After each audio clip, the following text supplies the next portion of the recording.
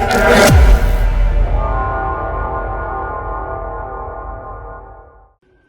This is Himara and this is my show pure history. आज का show शुरू करने से पहले आज फिर मैं एक शेर अर्ज करना चाहूंगी।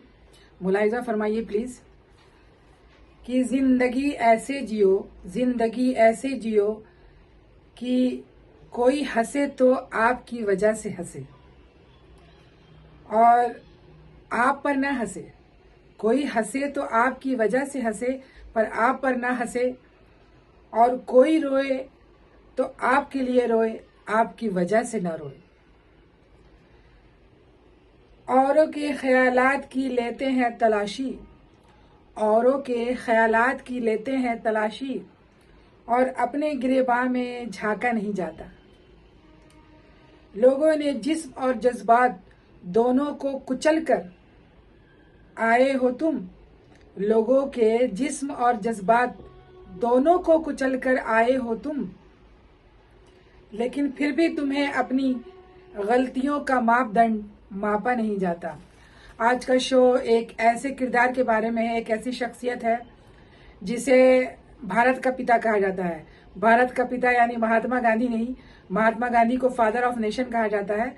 भारत का पिता शायद लोगों को पता नहीं है कि हजारों साल पहले अशोका द ग्रेट को ही सही भारत का पिता कहा जाता है, कि उसने ही जो है भारत को, पूरे भारत को, यानी एशिया का आधा हिस्सा भारत में था, वो सब पे उसका कब्जा था और इसीलिए उसे भारत का पिता कहा जाता है।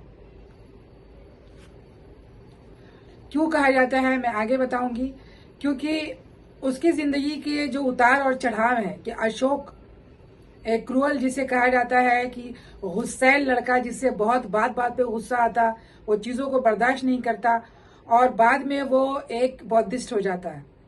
बौद्ध धर्म को अपनाता है, जहां पे वो सिर्फ शांति, बुद्धम शरणम गच्छामिनी।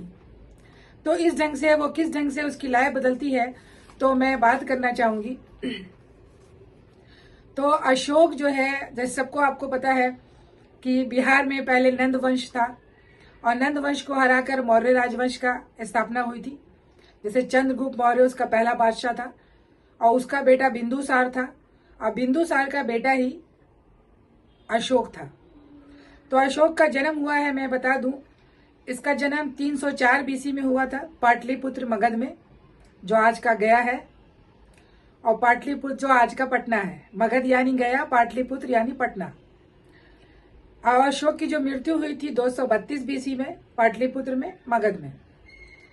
उनके पिता का नाम जैसा मैंने बताया बिंदुसार था, और जो माता थी उनका नाम था शुभांतरंगिनी धर्मा।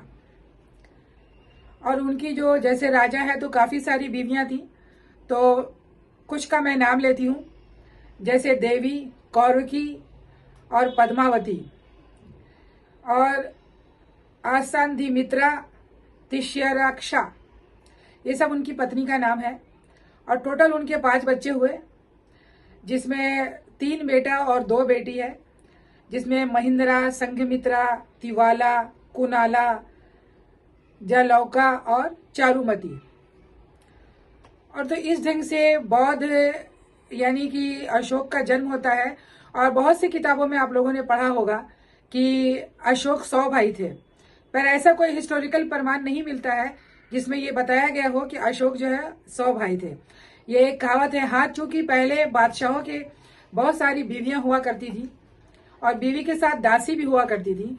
दासी के भी बच्चे होते थे और रानी के भी बच्चे होते थे, ये सब लीगल होते थे। तो हजारों यानी बहुत सारे बच्चे हो सकते हैं, पर 100 बच्चे नहीं, क्योंकि दासी के भी बच्चे उनके ही बच्चे कहलाते थे और रानी के भी बच्चे। तो इस ढंग से जो है बहुत सारे भाई बहन थे, बहुत सारे भाई थे अशोक के। तो इनमें जो है, और जो बिंदुसार के जो सुशीमा जो है अशोक का बड़ा भाई था, और बिंदुसार का वो चहीता था। बिंदुसार चाहते थे कि उनके मरने के बाद उसका बेटा सुशीमा ही गद्दी पर बैठे, पर वो थोड़ा राजा बनने योग्य नहीं था। ऐसा मंत्री मंडल जो होता था उनके लोगों का वो प्रिय नहीं था, क्योंकि वो अपने पिता का तो प्रिय था, पर वो राजा बनने के लिए, जैसे बहुत सारे मंत्री परिषद होते हैं, और ये सब चाहते थे कि अशोक राजा बने। तो इस ढंग से जब बिंदुसार की मृत्यु हुई तो बहुत सारी लड़ाइयां हुई इसके अंदर, आपस में जंग हुआ सुशीमा और बहुत सारे लोगों के बीच।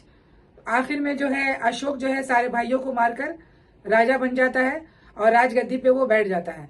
राजा बनने के बाद जो है बहुत सारी, जैसे चंद्रगुप्त मौर्य के जमाने में ही बहुत सारा जो भारत है वो पूरा अफगानिस्तान, पाकिस्तान, ईरान का हिस्सा, एशिया माइनर, बहुत सारी जगह जितना भी एशिया में है, तिब्बत, भूटान, नेपाल, चाइना का हिस्सा, बहुत सारी चीजें सब भारत में ही था। यानी अखंड भारत था, ये सब भारत में ही था। चंद्रगुप्त मौर्य के जमाने में कम था, बिंदुसार में थोड़ा, पर अशोक जो है उसे सही भारत का पिता कहा जाता है, क्योंकि उसके जमाने में पूरा भारत यानी एशिया का आधा हिस्सा भारत में ही था, वो भारत का हिस्सा था। लेकिन बगल में ही उसके कलिंग था। कलिंग यानी आज का उड़ीसा, जो बहुत बड़ा राज था और शक्तिशाली था और बहुत धन समृद्धि से भरा हुआ था। और साथ में वहां की जो पब्लिक थी, वहां का जो पब्लिक वो राजा के बहुत ही सपोर्ट में थी। वहां का राजा नंदराज था, बहुत सपोर्ट में रहती थी कि मरेंगे या मारेंगे लेकिन अपना राज नहीं छोड़ेंगे। उन लोगों को अपने देश से बड़ा प्रेम था वहां उड़ीसा में, यानी कलिंग में। तो मगध के लोगों को ये चीजें खटक रही थी शुरू से कि सारे लोग तो उनके अधीन थे, पर जो उड़ीसा जो है, कलिंग जो है, उनके हाथ में नहीं आ रहा है। चंद्रगुप्त मौर्य ने काफी कोशिश किया था पर नहीं हुआ, बिंदुसार के जमाने में बिल्कुल नहीं हुआ। पर अशोक जैसे ही बादशाह बना उसके दिमाग में था कि उसे तो बस कैसे भी किसी भी हालत में जो है कलिंग को अपनाना है और उसको अपने हाथ में लेना है। उसने बहुत बार कोशिश की, बातचीत करने की कोशिश की, पर वहां का राजा जो है माना नहीं, उसके हाथ में नहीं आया वो। फिर आखिर में जंग शुरू हुआ। 261 बीसी की बात है जब ये जंग हुआ, कलिंग अशोक का जो जंग हुआ। इसके पहले अशोक ने कश्मीर विद्रोह को भी दबाया था बहुत बुरी तरीके से, और काफी लोग वहां मारे गए थे, यानी क्रूरतापूर्वक।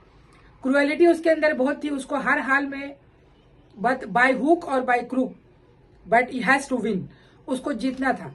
तो इसके बाद अब वो कलिंग में आया और उसने बेतहाशा हमला किया और इतने लोग मारे गए हैं कि शायद ही पूरी दुनिया में इतने लोग एक साथ मारे गए होंगे, क्योंकि कलिंग के युद्ध में लाखों लोग मारे गए थे और बेकसूर बच्चे और औरत ये सब मारे गए थे, और 1.5 लाख से ऊपर लोग बंदी बनाए गए थे।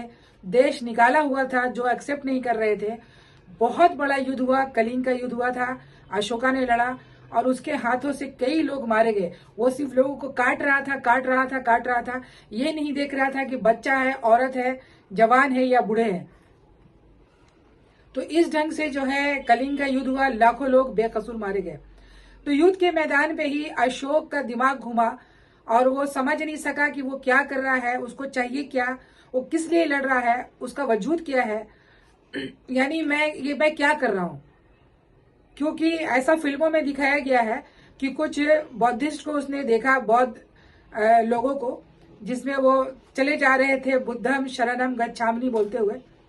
तो उसके दिमाग पे बहुत जबरदस्त असर पड़ा कि ये लोग इतने शांत कैसे हैं, मैं इतना बेचैन क्यों हूं, मेरे साथ इतनी बेचैनी क्यों है, मैं इतना बेचैन हूं और ये लोग इतने शांत हैं, इनके दिल में कुछ नहीं है, इनको गुस्सा नहीं आता, इनको लालच नहीं है, इनके छल कपट नहीं है, इनमें बेईमानी नहीं है, ये इतने शांत कैसे हैं। तभी वो बौद्ध धर्म की तरफ आकर्षित होता है और वो बौद्ध धर्म को अपनाता है। उसके बाद जो है बौद्ध धर्म में आने के बाद उसके जो गुरु हैं उसे उपगुप्त कहा जाता है। उपगुप्त ने ही अशोक को बौद्ध धर्म की दीक्षा दी थी। उसके बाद वो इसके अंदर आ जाता है, पर वो राजपाट नहीं छोड़ता है, राजा बना रहता है। और इस ढंग से वो जो है एक नया धर्म नहीं धर्म और धम में काफी फर्क होता है। धर्म में अलग चीज है और धम जो है नीति है, एक नीति को अपनाता है जिसके अंदर वो अहिंसा की तरफ चला जाता है, यानी बिल्कुल अहिंसा, कीड़े मकोड़ों को भी नहीं मारना है, किसी को नहीं मारना है। जैसे चंद्रगुप्त मौर्य जो उसके दादा थे वो जैनी थे, उन्होंने जैन धर्म को अपनाया था, और उनके खुद के जो पिता थे बिंदुसार वो आजीविका धर्म को मानते थे। तो ये सब लोग लास्ट में अलग अलग धर्मों को अपनाया। तो अशोक ने जो है बौद्ध धर्म को अपनाया, लेकिन ये बौद्धिस्ट जो था पर ये सहिष्णु था, जिसे कहते हैं टॉलरेंस। ये सभी धर्मों को इज्जत और रेस्पेक्ट देता था और कभी भी धर्म को अपनाने के लिए प्रेशराइज नहीं किया किसी को। कि आपको ये धर्म अपनाना है, कभी प्रेशराइज नहीं किया। और किसी भी इंसान को किसी भी धर्म को मानने की आजादी थी। पर दुनिया का ये पहला बादशाह ऐसा है जिसने अपने धर्म का प्रचार प्रसार शुरू किया और पूरी दुनिया में बौद्ध धर्म को आगे बढ़ाया।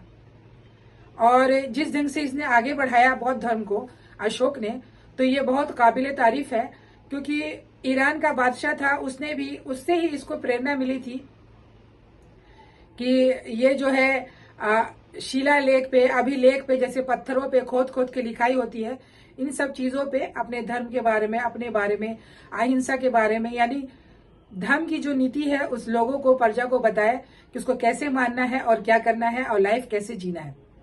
तो इस ढंग से ये जो है, इसके पहले हम लोगों को पता नहीं था अशोक के बारे में। ये 19वीं सदी की बात है, उसकी खुदाई में जो है हमें पता चला कि अशोक नाम का कोई बादशाह था। अमेजिंग, क्योंकि इसके पहले भी खुदाई हुई थी, जैसे उड़ीसा में जो है और भी जो है बहुत सारी खुदाई से, हाथी गुम्फा जो अभिलेख है, हाथी गुम्फा अभिलेख, वहां का बादशाह खारवेल था, उसके अभिलेखों में काफी अशोक के बारे में और कलिंग के युद्ध के बारे में कंप्लीट डिटेल लिखा हुआ है, जिसे आप पढ़ के जान सकते हैं कि युद्ध कैसा था, कैसे हुआ, इसका रीजन क्या था। तो इस ढंग से जो है इन सब अभिलेखों को लिखा गया है।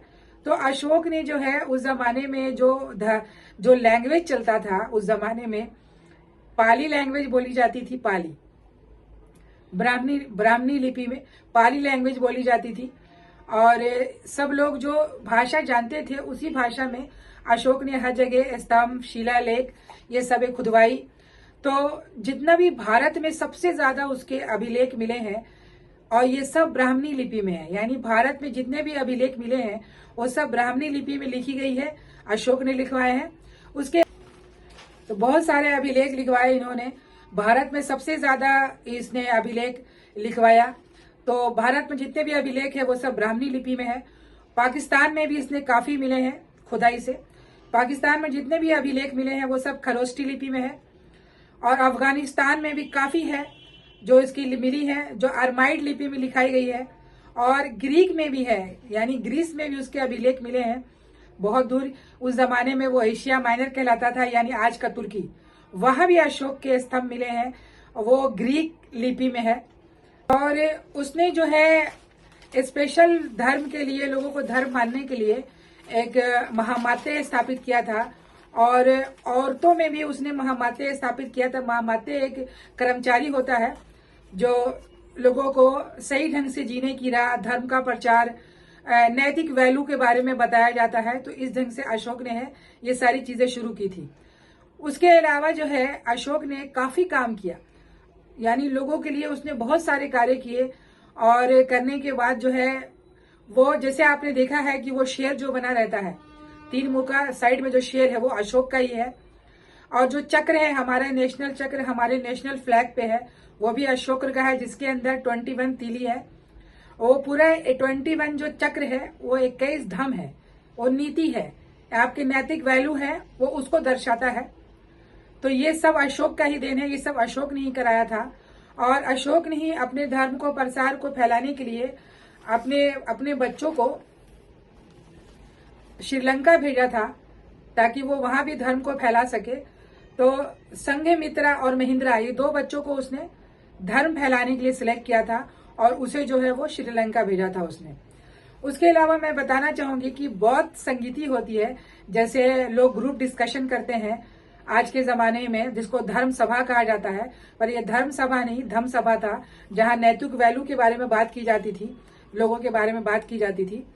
तो इस ढंग से जो है मैं बताना चाहूंगी, बहुत सारे धम्म संगीति हुई है भारत में और भारत के बाहर भी। तो सबसे पहला जो हुआ था वो हुआ था अजात शत्रु जो मगध का राजा था, उस जमाने में सबसे पहला बौद्ध संगति हुई थी। और ये हुई थी, और इसके जो प्रेसिडेंट थे, यानी उसके जो अध्यक्ष थे, वो महाकश्यप थे। और ये 400 BC में हुआ था, राजगीर में हुआ था। आज का राजगीर में हुआ था, बिहार में है। और दूसरी जो बौद्ध संगीति हुई थी वो वैशाली में हुई थी, तब ये राजा वहां का काला शोक था। और इसके जो अध्यक्ष थे, प्रेसिडेंट, वो साबक कामी थे। और ये 383 BC में हुआ था। और तीसरा जो पाटलिपुत्र में हुआ था 250 बीसी में, यह अशोक ने कराया था। और इसके जो प्रेसिडेंट और अध्यक्ष थे मेगाथिलीपुत्रा टीसा थे ये।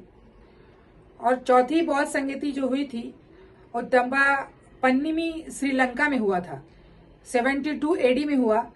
और इसको कनिष्क ने कराया था। कनिष्क बहुत बड़ा बादशाह था। और इसके दो अध्यक्ष प्रेसिडेंट थे वासुमित्रा थे। फिर जो संगति हुई थी पांचवी बौद्ध संगति, वो मंडेले बर्मा में हुआ था, म्यांमार में 1871 में। और मिंडन और ग्रुप प्रेसिडेंट जो इसके थे, अध्यक्ष जो थे, वो जगर भीरव मीहा और एन समन गलासा, ये दोनों इसके प्रेसिडेंट थे। उसके अलावा जो अभी हाल ही में बौद्ध संगति हुई थी 6वां 6 रंगून बर्मा में हुआ, ये 1954 में हुआ, ये 1954 में। और ये बर्मा में इसके जो अध्यक्ष थे वो ग्रुप प्रेसिडेंट जो है महासी सैयादो, ये जो है 1954 में हुआ था। तो ये इतनी सारी बौद्ध संगति हुई है जिसके अंदर बौद्ध धर्म के बारे में, इसके नैतिक मूल्य के बारे में ये सब चीजें बताई जाती है। और इस ढंग से अशोक ने ये सारी चीजें की है। तो अशोक की जो खोज की उसके स्तंभ की, सबसे पहले कि अशोक की जो शिलालेख को पढ़ने का जो श्रेय है कि भाई जो लिखा हुआ था ब्राह्मणी लिपि में और जितनी भी लिपि में लिखी गई है उसको खोजा किसने? अंग्रेज ने ही खोजा। उन्हीं लोग जो है ये सारा काम करते थे। तो अंग्रेजों का ये बड़ा योगदान है चीजों को खोजने में और उसकी लिपि को पढ़ने में। तो जेम्स प्रिंसेप ये सर्वप्रथम ये थे, इन्होंने ही ये जो है अशोक की चीजों को खोजा, उसके स्तंभ को खोजा, उसकी लिपि को पढ़ा। 1837 ईस्वी में ये हुआ कि अशोक जो है सहिष्णु था, सभी धर्मों को वो मान्यता देता था और किसी भी ब्राह्मण को या दूसरे धर्म वाले को सताने के लिए, तंग करने के लिए उसने मना करके रखा था। और इस वजह से भी जो है उसे प्रियदर्शी कहा जाता था, अशोक प्रियदर्शी। यानी वो इतना प्यारा हो चुका था, जो इतना कट्टर और इस ढंग का क्रूअल राजा था, वो प्रियदर्शी बन चुका था। तो उसने जो है बहुत सारे धर्म वाले को वो हर चीजों में वो दान दिया करता था। तो गया में एक जगह है, गया में, बिहार में, गया में, जिससे कहते हैं बराबर नाम का जगह, बराबर नाम की वहाँ पहाड़ियां हैं, बड़े बड़े पहाड़ हैं। तो ये पूरा जो एरिया है अशोक ने जो आजीविका वाले को दान किया था। आजीविका भी एक धर्म है, उसे उसने दान किया था, जिसके अंदर 4 गुफाएं हैं और 4 गुफाओं के अंदर सारी चीजें लिखी और खुदी भी हैं। तो पहला जो है गुफा का जो नाम है वो सुदामा है, दूसरा जो नाम है गुफा का वो कर्ण है, और तीसरा जो नाम है वो चोपड़ा है, और चौथा जो है विश्व झोपड़ी है। ये सब गुफा का नाम है। ये सब दान में दिया था अशोक ने आजीविका वालों के लिए। तो लास्ट में मैं यही कहना चाहूंगी कि एक ऐसा शख्स जिसे कहते हैं कि इसे चंडाल कहा जाता था, कि चंडाल है, पर वो चंडाल एक प्रियदर्शी बन गया। पूरे दुनिया में उसने धर्म फैलाया, नैतिक वैल्यू फैलाई और बौद्ध धर्म को इतना आगे फैलाया। पूरे दुनिया में जो आज बौद्ध धर्म है वो अशोक के बदौलत है। अशोक ने सभी धर्मों को सम्मान दिया और भारत का सही पिता अशोक को ही कहा जाता है। इस ढंग से जो है उसने जो है पूरे भारत को एक अखंड भारत बनाया और सभी धर्मों को लेकर चला और कभी भी किसी को तकलीफ से गुजरने नहीं दिया। और उसने यही कहा, अगर किसी ने, जैसे लोग खाते थे जानवरों को मारना, गौतम बुद्ध के अगर कोई सही शिष्य को कहा जाए, गौतम बुद्ध के तो बहुत सारे लोग हैं मानने वाले, तो गौतम बुद्ध के जो बौद्ध धर्म है, धम्म, उस धर्म के जो नैतिक वैल्यू है उसको फैलाने वाला सिर्फ अशोक ही था। अशोक ने ही पूरी दुनिया में उसके बारे में, सारी चीजों के बारे में बताया और कहा कि बुद्धम का जो सही मतलब है और शरणम गच्छामि ये क्या है। इतनी शांति, इतना एहसास, इतने इमोशंस, ये सब जो है अशोक ने बताया। और जब तक जिंदा रहा, दुनिया में उसका नाम रहा। उसके जाने के बाद फिर मौर्य वंश का पतन होने लगा, क्योंकि उसके जाने के बाद लोगों ने ज्यादातर अहिंसा को अपनाया और धीरे धीरे करके ये जो है मौर्य वंश जो है समाप्त हो गया और फिर दूसरा राजवंश आ गया। तो मैं यही कहना चाहूंगी कि प्रियदर्शी अशोक के बारे में कि वो था तो क्रूअल, पर दुनिया को उसने अपने दिल से और दिलो जान से उसने जीत लिया, अपनी मोहब्बत से जीता। धन्यवाद।